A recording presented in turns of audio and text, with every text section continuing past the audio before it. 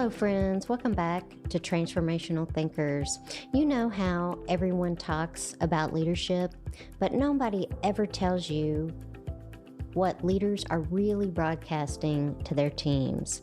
Well, today I'm sitting down with Alan McLaren of Strata Originals to dig into the secret signals that make or break your business. Trust me, you'll want to hear this one. Let's jump in.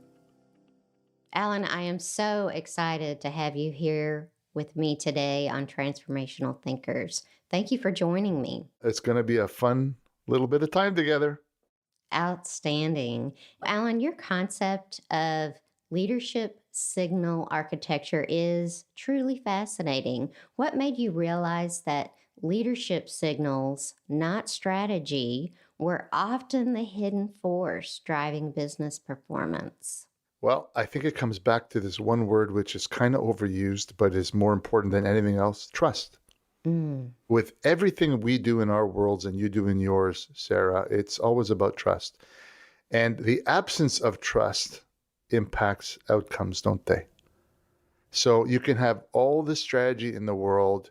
You could have the best AI helping you. You could have some amazing people. But if they don't trust you, the leader, outcomes suffer. And that's why we determined that you have to have all those things that you talked about. But then building trust matters. And when you don't have a leadership signal that's consistent or congruent, you take away from trust, and that allows decisions to drag and friction and all kinds of other consequences, which we'll talk about today. Outstanding. Was there a specific moment, company, or leadership failure that you witnessed that made you think something deeper than strategy is happening here? Well, we've been working with CEOs for 25 years. And what we've seen in the boardrooms and the meetings is the inconsistency that I'll use that word, inconsistency, that they'll say something like, hey, there's no such thing as a bad idea. But then as soon as somebody brings up an idea, they say, yeah, we talked about that last year. Or, thanks, Sally. That was wonderful. But, thank you for trying that. But that doesn't work. So what happens in that scenario? You've seen them and we've all seen them. What happens in that scenario? Everybody shuts down. That person is now edited and shut down. And the room starts editing themselves in real time. And all because of one comment that shows it's incongruent. What I said and how I acted were different. Leaders do that, unfortunately, a lot. They don't always see that they do that or feel that they do that, but that impacts everything because it impacts trust. And they say, next time Alan says something, I don't know if I'm going to believe him because he's incongruent in how he acts versus what he says. So that's what we observed.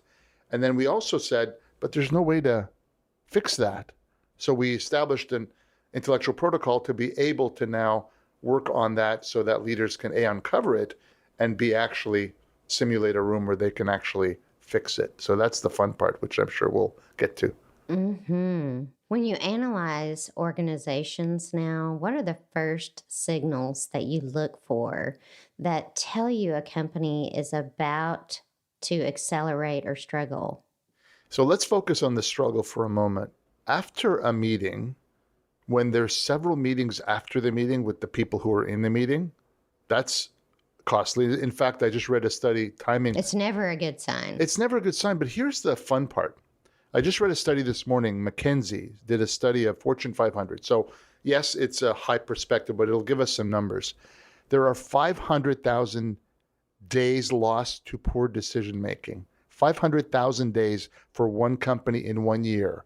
That's equivalent in their data to $250 million of salary wastage because of poor decision-making, not the consequence of a decision, the fact that one wasn't made. You start thinking about the real-world impact of those silly things that seem innocuous about, well, I was incongruent, so who really cares? Well, that person cares, and the 13 people in the room that were with you cares, and all those 13 people represent 1,000 people. And if they don't believe you or you're not congruent, then how do you think that gets translated downstream? So that's the challenge. meeting drag, friction, inconsistency, incongruency, when you start to see those in the leadership system, you start to see those other consequences which have real world dollars to them. Mm-hmm. Now that we covered companies that are struggling, what about those companies that are about to accelerate? How is it differentiated? Well, then the opposite is true, right, Sarah? If those things are dragging a company down, then the opposite would be people are consistent, they're excited, they're aligned, they have clarity. All those words that we use in leadership all the time, but they really mean something in practice. They're really nice on Right. paper. But when you have a team that says, I know where we're going, I know how to get there, I know what my role is, and I know how my role as a team is, it's so basic, but so hard to do. So when we see leaders, and it always comes back to the leader, and I'm going to leave this out there right now for every leader listening. If you don't think it's you, you're making a mistake. It's always you. The issue for any performance issue is you. And here's the problem. If it's you and it's going well, a good leader doesn't take credit, do they? They give credit to everybody else. If it's bad, it's going to be you. Absolutely. And if things aren't working, it's going to be you. And you say, well, I don't think that person's really good. Then you should fire them. Or if you hired the wrong person, it comes back to you. So that's the game we're trying to get people to realize, that if the CEO takes responsibility for everything happening in their organization, then all the things like clarity and transformation and change management, all the things that, Sarah, you're an expert at, people have to believe you to be able to want to execute for you, because it does matter. The leader matters. That's why people leave organizations. They leave because the leader sucks. And so that's why I think it's really cool when you see it working, because when it lands, magic. Let's make more magic happen. Yeah. That's for sure. Let's make some more magic happen. What would you say are the core components or signals that make up a leader's architecture? So there are really 5, but they come back to what I will describe as unconscious or subconscious feelings. So I'll give you a scenario for a moment, and then I'll give you the components. When a CEO walks into a room, people are making a decision about him or her within 3 or 4 seconds. Immediately. Like that, right? Because the brain has been designed, our amygdala brain, I'm not a scientist, but to look at fight or flight. Is this a safe place to be? Even if you know the CEO and maybe you like the CEO, each scenario is different, isn't it? So they're making that decision. You're coming in with some distortion. Sometimes the CEO is, and the room is. So are you aligning, and this is going to get a little woo-woo for a moment, are you aligning your nervous system with what has to happen so that humans can connect? Because that's the game we're talking about. Humans connect at an unconscious or subconscious level, depending on how you're defining it. And so that's the starting point for trust. You've stood next to somebody and you go, I don't know, this doesn't feel good, and they never said a word to you. So energy's real, and the energy you put out in a room is real. So the components come back to, there's really 5. So what you say and how you say it, which is your voice, so that the consistency we talked about earlier, your presence, especially under pressure. You've seen those CEOs who are incredible. Crisis happens, they're the calmest one in the room, and you've seen the alternative, Absolutely, where they're the one panicking, and of course people are looking to them, right? Their values, so what you will protect at all costs, and not values on a wall, values that you really espouse and the team espouses together, your perspective, and of course your leadership style, how you pull people to decisions, how you make them accountable, how you create alignment, how you create clarity. Those are the 5 elements that go into your signal. But the underlying thing, Sarah, is this invisible, we call it the invisible variable in the room. It's how you are being experienced by others. How they would describe that meeting or that interaction with you is, you know what, that Alan guy, he really cares about me. He's a terrible presenter, but boy, he leads with his heart, and I'm going to give him the benefit of the doubt. Alternative is, great presenter, I don't trust him. He's performing, and oh my God, his slides were amazing. He's really smart, but I'm not doing anything for this guy because I don't trust him. So that's what's happening in that room. That is an excellent double click on your leadership signal architecture. What are some common leadership signals that unintentionally sabotage performance? Well, and I love the word unintentional because it is unintentional, right? Every CEO I've ever worked with or we've ever worked with has decent intent, unless they're psychopaths, which we hope they're not. But they have an intent to do the right thing, depending on lots of things. Are they founders? Are they running a public company? How they're compensated? Whatever. There's lots of motivations underneath it. But generally, their intent is consistent with trying to have a good performance in a business. But what ultimately happens is the signal they give up. If I can ask you, I want to. There's actually 4 questions that I think are really important to identify, Sara, that the room is asking them subconsciously. And that might set the table for us, if that's okay. Right? Okay. The room is asking 4 questions every time you go into a room. Are you safe to follow? Do you mean what you say? Will reality match what you say? So you're not some pie in the sky person. And here's the most important thing. You're making a decision on, should I align, resist? Should I wait, or should I just bolt? Should I leave? I don't like this. All of those decisions are being made quietly. They're not a conscious, cognitive, is he safe? You're not saying that. You're feeling that. Sure. So that's, when you can nail that, oh, I trust Alan. He's safe to follow. I'm aligned with him. I want to go with him. I know he's consistent. I know he means what he says. And oh, by the way, when he makes a mistake, I'm going to give him the benefit of the doubt because I trust him. So it's a lot of pressure on leaders, right, Sara? Especially it's a lot of pressure in change management scenarios that you deal with. It's tough. It is without a doubt a lot of pressure, but I've seen so many people get it right.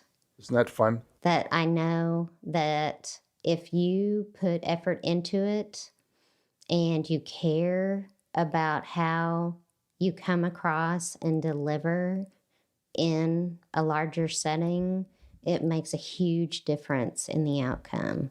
Isn't it? When you see that as an external person, that's the win, isn't it? When they land, I mean, what better thrill can you have? What better thrill can you have as someone that you're working with? So that's great. It is a huge win. When we take a step back, a CEO's leadership signal may change. What kind of business performance shifts do you typically see in that situation? So what we see is really decisions get made a lot quicker and more efficiently. And so think about that in the context of even something as simple as an investment, right? So if you're on a roadshow, you might see 100 people on your roadshow. And we always hear, well, only 1% will actually give you money. Well, because those are really high pressure rooms, aren't they? You're pitching your business, right? You're pitching your business, and they're going to beat the baloney out of you. You know that. That's what these people do. And you're going to have a signal that is either going to be defensive, which you've seen in those rooms and I've seen in those rooms, where you go, yeah, but you don't understand the business. You don't understand the market. What's happening there in that room? Because it's a high pressure room, your performance is impacting your presence, your values, your voice, all the things we talked about earlier, to be able to actually secure that investment. If you don't do it well, they say no, they say no, they say no, they say no. How much does that cost you in that roadshow? When if you landed in more rooms, it could cost a lot. It costs a lot. That's one room. Now imagine your executive team meetings, your board meetings, your shareholder meetings. We can go on to the 60, 70, 80 meetings that CEOs have in a month. And they might land in 40 of them. Great. But the 20 that they're not landing in is what's costing them the 500,000 hours that we're talking about, days that people are losing. So the idea is clarity and better decisions and less friction, less meetings and more congruency is really the game, and that creates outcomes. Fascinating. What is the fastest signal a leader can change that produces an immediate impact on a team? What's a tough one to answer, Sarah, because every issue is personal, right? Every leader has their own. We'll use an example of a distortion, and maybe I could share a story with you that might be illustrative. And it's Sure. something that I experienced. So about 12 years ago, I was in a very high stress environment. There was a union coming into an organization I was part of, and we had 60 senior leaders in a room. And I was trying to not have the union come in. That was kind of the goal. So I went into the room and I was well prepared and the presentation was going great. Everybody was excited. It was great. And then somebody started to yell at me, like scream at me like I was murdering somebody. Well, the one thing that most people don't know about me, I don't like being yelled at. Just don't. You can tell me I screwed up. You can tell me I made a mistake and I'll apologize and I'll be the first one to improve it. But yelling at me changes me somehow. What I have subsequently, so I yelled back and it was horrible and there was high stress in the room. You know, we ended up in a good outcome finally, but it didn't matter. The stress in that room was palpable. You can cut it with a knife. So fast forward to today, now doing the work that we do for our businesses, I looked at that and said, okay, I don't like being yelled at. I've always known that. Why is that? I see that as someone is distrust to me. I see that as distrust.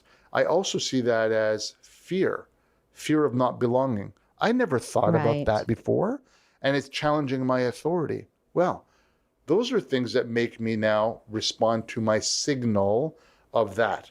So how do we now repair that or deal with that? If I were to put a lens on that today, I would reframe it and say, he wasn't yelling at me. He was yelling through me. He was frustrated at something else. And he had trouble expressing himself, so the only way he knew how to do that was to yell. And I matched his energy, and that nothing good happened there. So if I reframe that and say he wasn't yelling at me, how would I handle that today? I would say, listen, Phil, I'm really sorry you feel that. Could you tell me a little bit more about why you feel that way? What prompted that to happen?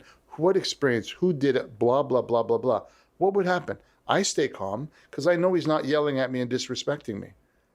Right. And so what would have happened? Now, ultimately, we got the right decision after a lot more work. But in that room, I was now challenged, and either people were looking at me differently, going, oh, I never saw that side of Alan before. I'm sure. When they usually saw me as a calming presence, they saw a side of me that I didn't know existed. Every leader has it. Not always as dramatic as that, but enough that people go, yeah, blah, nothing happened. Meh. We do a meeting and meh, yeah, okay. And then decisions take forever to happen. That's the issues, that signals that are given off are uniquely personal to you, and they are personal to me. But now that I know what they are, here's the feeling I get. Wow, now that is a relief. I can now deal with that. When someone yells at me, I know they're not yelling at me. Sometimes they're yelling through me. What a gift. And now I can be more effective in those rooms. And being able to actually take a step back to ask clarifying questions or exploratory questions can reset your brain, your response in that situation. Yeah, because what happens in the room is pressure is the part that reveals signal, right? So no one would have ever seen that. I wouldn't have seen that behavior. And I didn't like how I behaved that day, but I was going back to my dinosaur brain, and it was fight or flight, and I was fighting. And now I recognize, okay, that is now something I am more aware of and have worked on. So now I could perform better and land in the rooms that matter. When pressure comes up and someone yells, my first thought is not, ugh! My first thought is calm, breathe, think, reframe, and then just be your normal leader. And when pressure's in a room, it reveals itself, whatever the distortions are. And every leader has them, by the way. There's nobody that gets away with it. We all have them, but we don't know what they are. And knowing what they are is the first step. Sometimes you can be in a situation and the response just comes. Maybe it's a question that someone in the crowd asks. You got it. And suddenly the leader behaves in a way that no one anticipates. You've seen that, right? You've seen Yes. that. You've seen that Absolutely. behavior. And here's the weird part, Sarah, is that if we ask them the question that, did you land in that room? They're usually pretty good at saying, I didn't land, something was missing. But what they can't do is identify what happened. And they can't fix what they don't know what happened. And oftentimes in this diagnostic that we have, we ask them the first question, which is, what's the room? And the second question is really, do you know what didn't land? And they don't know, but they'll assume, it was them. Oh, it was politics in the room. Everybody has an agenda. They don't like me. So they become external and pointing at others for the reason for the not landing. And as I said about 20 minutes ago, here's the surprise. It's always you. You are the input and the output. And so if that's happening, look to yourself because you're the only one that can control you. So it isn't the slides. It isn't the agendas. It's your nervous system not being calibrated. So when that question is asked, you're reacting from a place of, we'll arguably say reaction as opposed to calm, resolve, clarity, and things of that nature, which in the change management world that you live in, oh my God, that's how change gets done properly. And when it's not done properly, it can be pretty messy, right? Well, it can definitely impact adoption. The willingness of the employee base to actually do something different in the future can definitely derail that. Alan, in your experience, what separates good leaders from transformational leaders in terms of the signals they broadcast? If I were to pick one word, and we've already used the word, is people are very clear. They're very consistent as leaders. So they're very consistent. And consistent doesn't mean perfect. No leader is perfect. We're human, and leaders have a lot of pressures on them, especially huge company leaders. They have a ton of pressure on them. But what I have seen is they're consistent. What I mean by consistent is if they're tough and not high EQ, but you can trust them, that's okay. You may not have to like them, but you have to trust and respect them to be a good leader. For sure. In my case, I am a heart leader.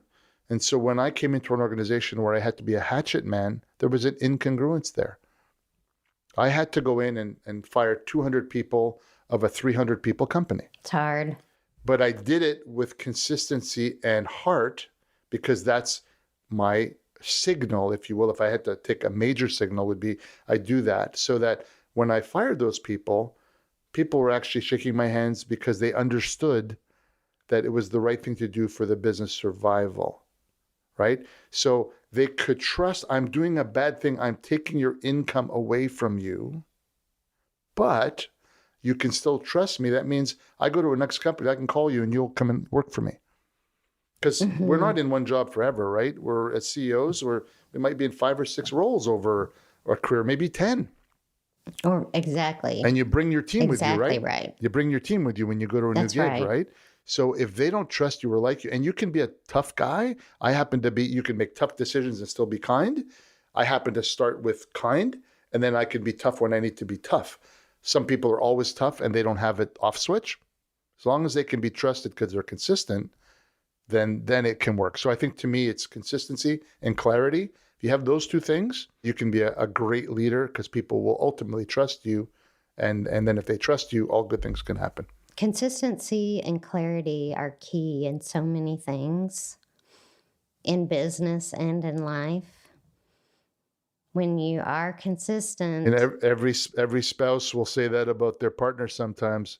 Listen, if you always leave the dishes out, at least I know that's you. Okay, cool.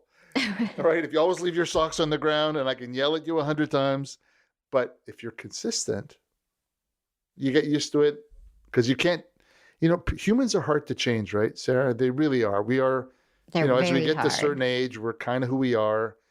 but we can certainly have better perspectives and be more aware and be more self-aware.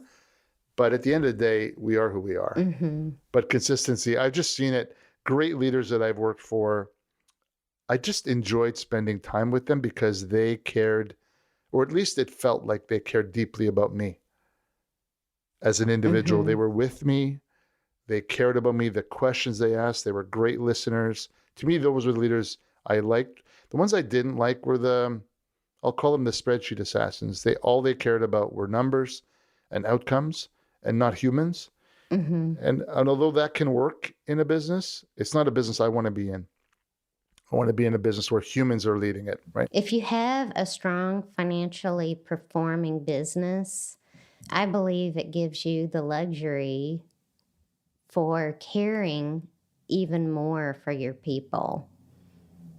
You know, when you do have a business that works in the marketplace, take that advantage to really nurture your people and your culture so that you continue winning on every level. So let me ask you this question, Sarah. If you were to think about that, is it chicken or egg? Is it the second part or the first part that drives the other one? Right? So, right, if you're saying I have great financial performance, I'll spend time on nurturing, or do I spend time on nurturing to get financial performance? What would be your perspective on how that comes together? Well, I believe the way that I stated it initially is when you are in a position as a leader in your industry, in your solution, in whatever it is that you do that differentiates you in the marketplace, when you are a successful business, take that opportunity to care even more for your people because you are in a good position in the marketplace. It's easier to do that, isn't it? It is easier if they're focused on it. Well, Yeah. it is. It is. Do I think that you can do it both ways where maybe you start by creating a culture that attracts and retains people from the time that you are a startup and you go through scaling? Yes, I think it's possible to do both ways. My argument for companies out there that may be listening is that if you have an organization that has experienced significant success, think about how you might be able to pour into your people even more. I love it. You're doubling down on success, which is awesome. Right. Well, I mean, I don't understand why large enterprise companies don't take care of their people more. And they just see them as, employee number Yeah. 785 or whatever. I don't understand it. And I am a very caring and concerned person. And I just see that there is a tremendous number of people in the world, whether they are with the company now or not, that could have used a more positive experience. Just my 2 cents. No, but I think it's fair because when you really come down to it, I mean, we spend more time at work than we do in any other environment, right?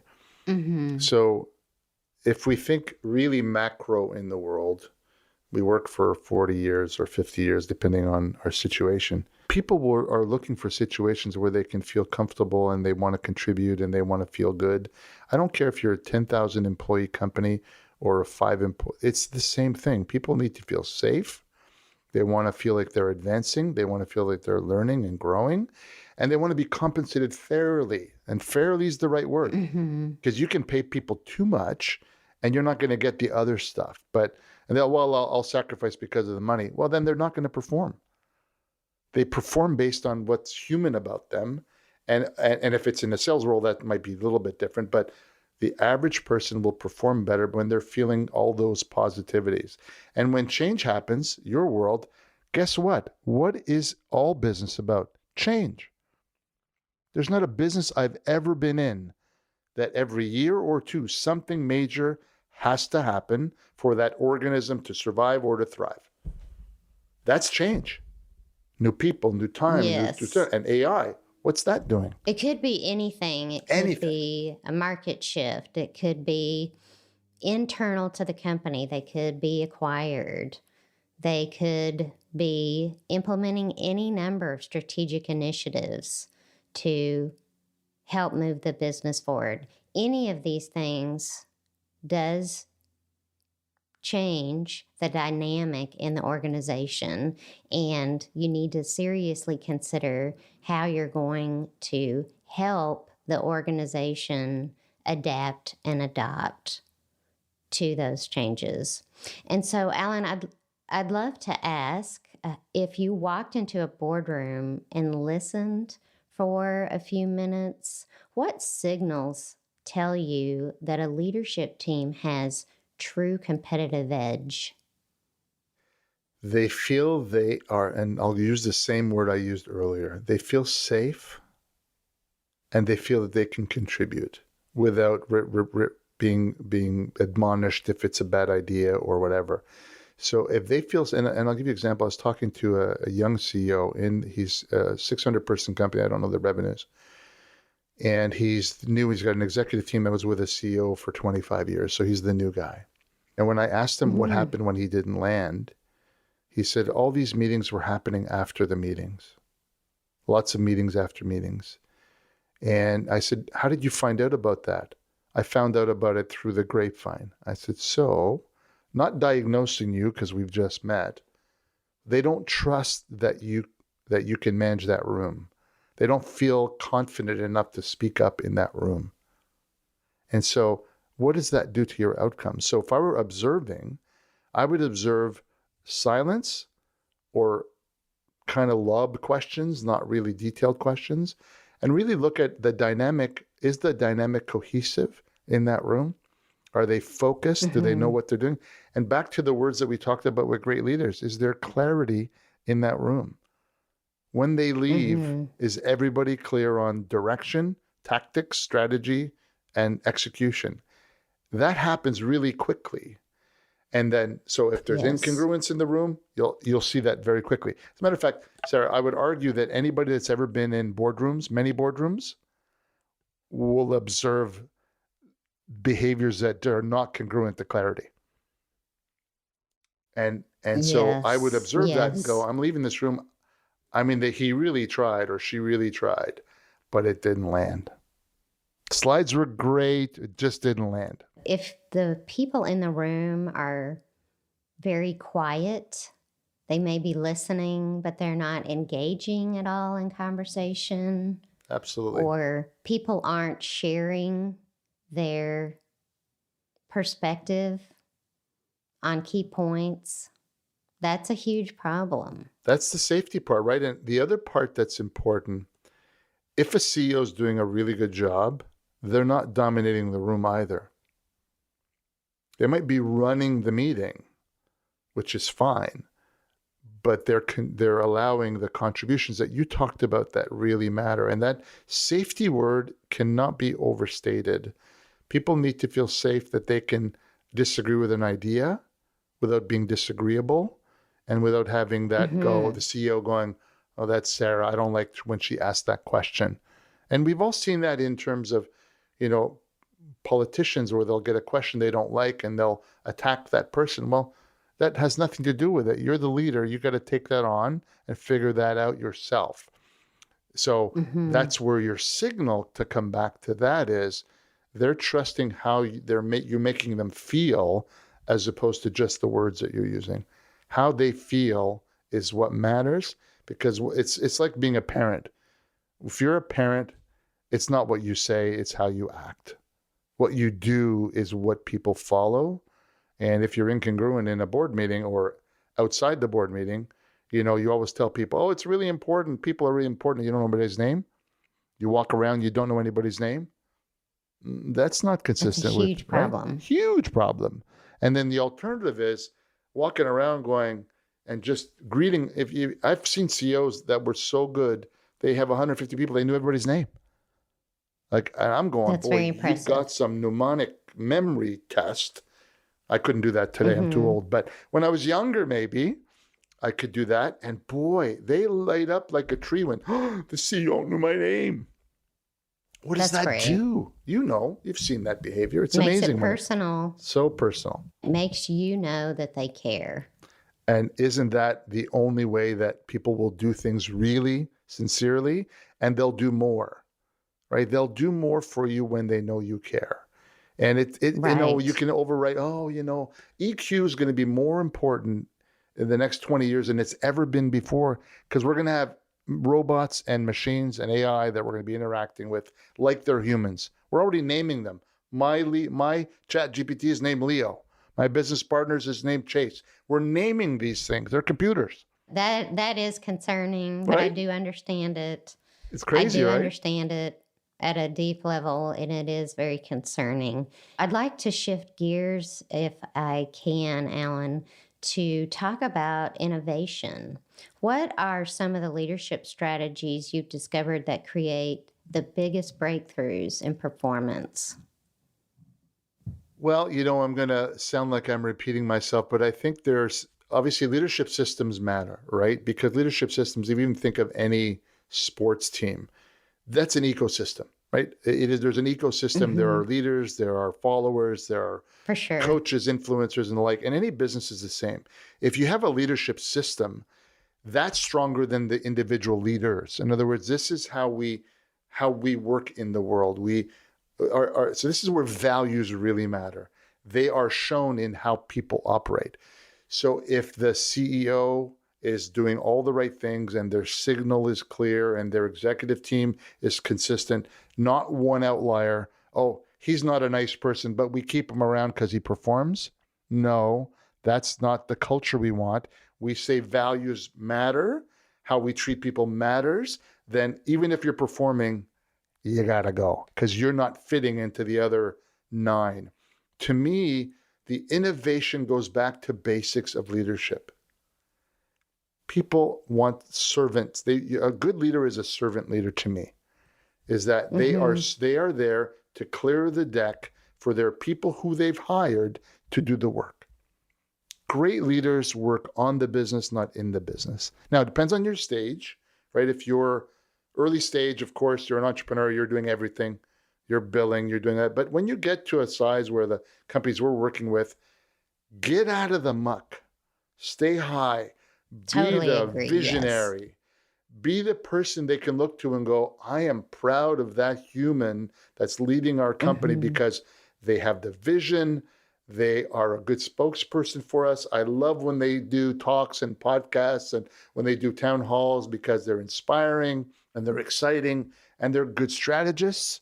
They know how to manage the board. They know how to manage their executive team, but they stay at what we call altitude.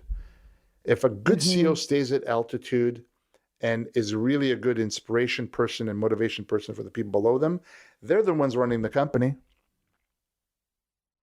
So to me, innovation is clearing the deck so that the people you hire can do the right things, and always hire the best people you can afford, for sure, right? But that they fit into your culture. Because if they don't fit into your culture, then as we often say, when you fire people, how you fire them matters, because it's not the person who's leaving that you care about. It's the 200 people that are left to say, oh, I like how they handled that performance issue. They had to fire Bill, but they did it respectfully. They took care of him. That means they'll take care of me. Back to safety, back to clarity, back to culture. That's, to me, innovation comes when humans are engaged. That was so nothing magical, but it's basic. Basic, but it's so hard to do. Hard to do. Well, and then if your staff feels safe, they might find or discover the next billion-dollar brand. Absolutely, because they're looking for it. They're not, like, I had a couple of employees I've had for a long time, and they'll send me something and they'll say, what do you think of this post language? And I just turn around and say, look, I trust you. You know what you're doing. And you see them light up like a tree. So I don't need to be involved in that because I hired you to do this work. You don't have to cover your tail. Just do the work. If you make a mistake, okay. It's not the end of the world. We're not doctors where a mistake can kill somebody. So it's okay to make a mistake, and I want you to try that. And I want you to always look for opportunities that I can't see. You're out there every day. That's where clarity and vision matter. If they know where we're going, they know what to look for to help the business grow, which helps them grow and then helps their salaries and other stuff, right?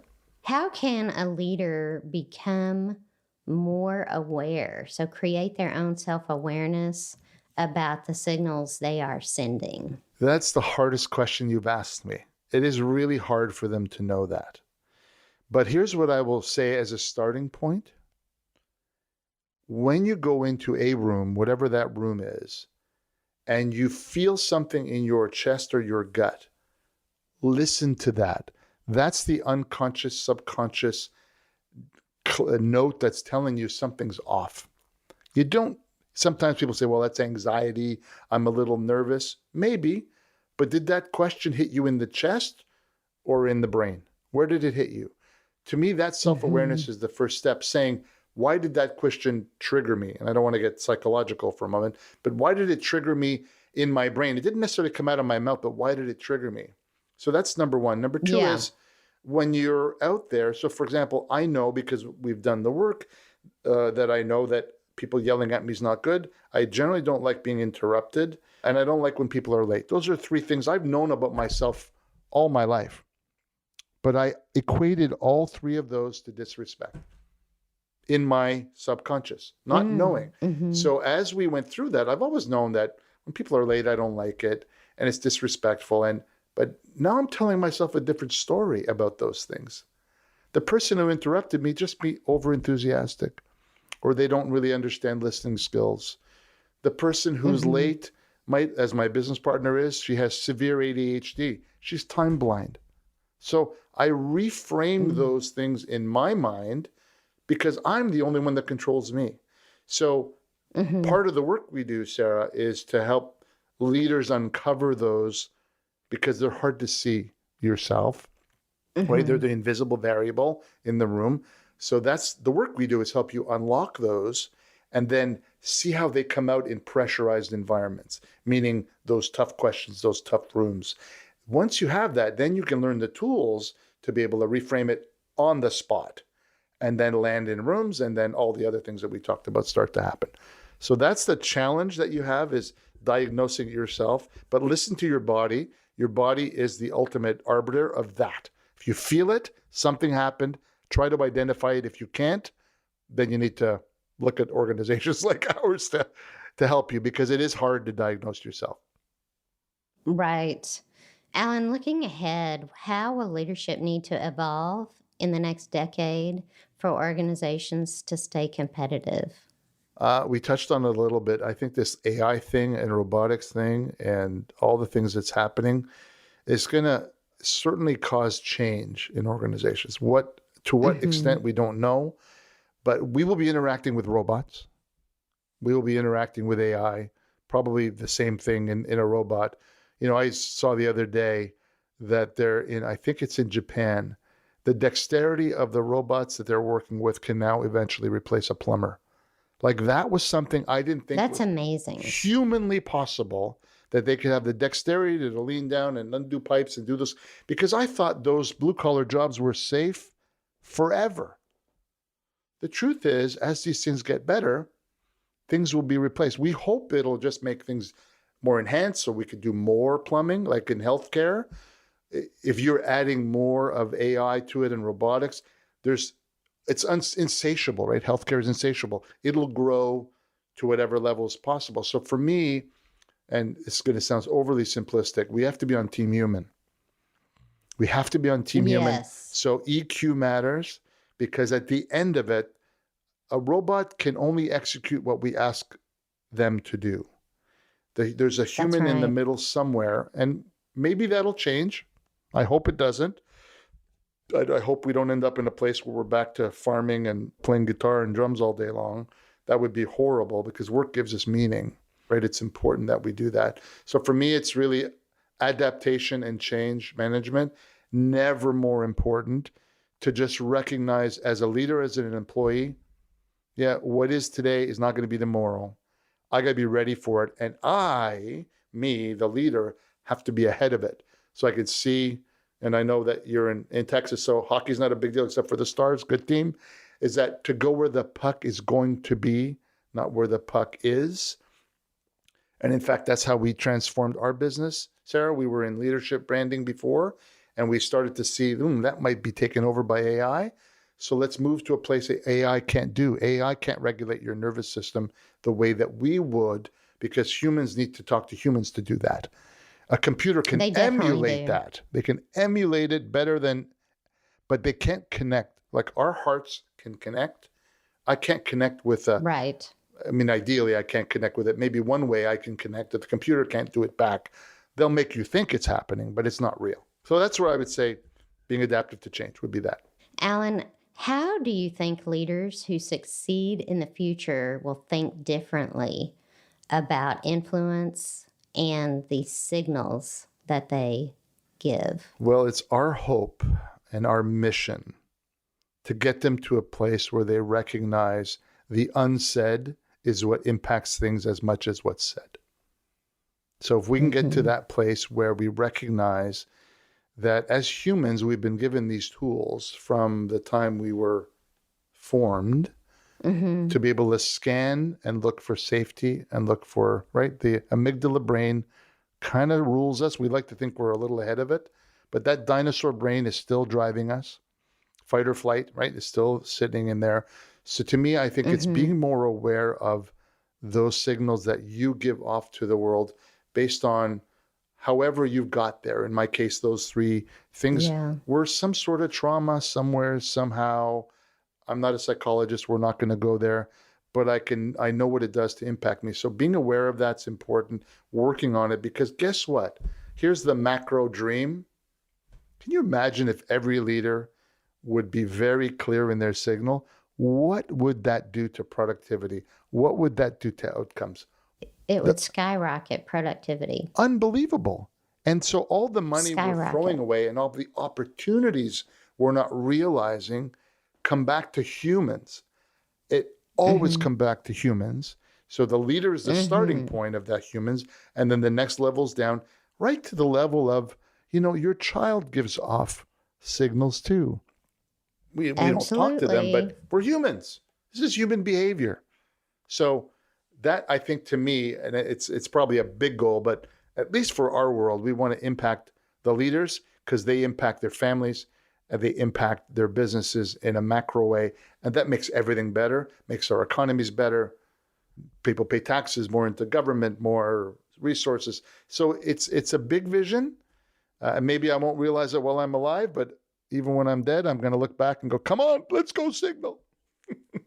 That's phenomenal. And so, Alan, what's one thing that you would like the audience to do? Is there a call to action? Yes. Thank you for asking that question. We have built a free diagnostic. The diagnostic is 10 questions that will get you inside a room you were already in. It'll take you back and say, for example, tell me about a room that you were in the last 6 months where you didn't land. So it's real. It really happened, right? It's not a fictitious thing. And we're going to walk you through the steps, and you're going to answer one of 3 answers. And at the end of it, it'll give you some language to say, oh, I don't know what happened. I know something happened. The room shifted. And it'll give you a narrative to kind of get you started. And then for those of you who want to pursue further, what we try to get is a 30-minute meeting, and there's no pitching. We don't believe in that. We believe in adding value. 30-minute meeting with myself and my business partner, Leanne, and we will help you understand your results.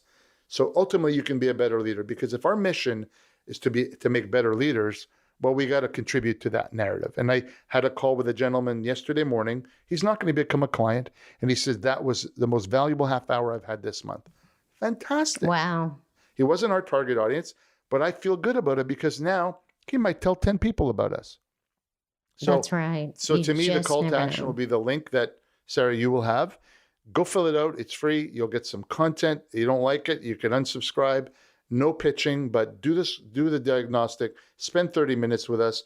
Our ideal client is something in the larger businesses, to be honest. So For those who are in larger businesses, your impacts are bigger. Your misfires cost more money. So it matters more, right? And so, Alan, how would you define that ideal client? So for us, the ideal client is typically anybody that's in the 50 to $1 billion businesses because they have Perfect. significant issues in their lives. Now, we've worked with private equity firms who say, you know, what you're doing can help my portco companies be better leaders, and then we want to have a culture. Great. So at the end of the day, if you have the money and you have the problems, we'll work with you. But what we see is the larger businesses who are working with the Boston Consulting and McKinsey's of the world can't get to this level of depth because they just can't. They're not capable of it. But their problems cost them millions of dollars. So when they look at what we charge, they go, oh, that's like a joke. You're kidding me? Because McKinsey might charge me $1 million for something and give me a 70-page report. And, Strata's doing that for what? Now, it's relatively expensive compared to somebody who's a $10 million business, but it's nothing for those larger ones. And we also think we can make a bigger impact at that level too, Sarah. I think that's why we're there. That's why we've targeted those people. I totally understand. So just to offer, as I start to wrap up, my call to action for the audience is to please leave reviews and ratings on the show on your platform of choice. Thank you so much for your time today, Alan. I greatly appreciate it. Thank you, Sarah. It was an honor to speak with you.